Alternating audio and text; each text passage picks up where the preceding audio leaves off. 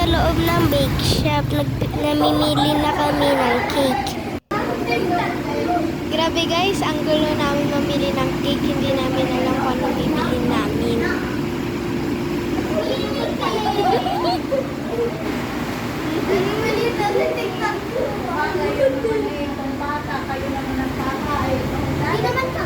Hindi kasama kasi si Nani kasi may sakit.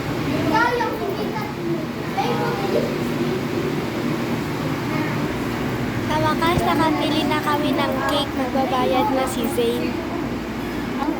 Huy! Kaya naman kayo dyan. Di yan hugasan.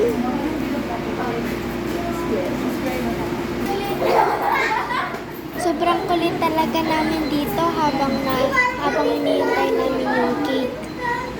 Shout out pala kay Tita She. Siya pong nagbigay ng cake para kay Mami. Cute Tita She. Tunay kang ang kaibigan ni Mami. Ang layo na narating mo. Pero hindi mo siya nakakalimutan.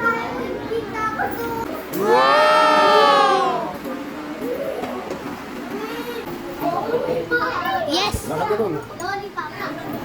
Nakatapos na rin bumili ng cake. Bye guys! Bye guys! Thank you for watching!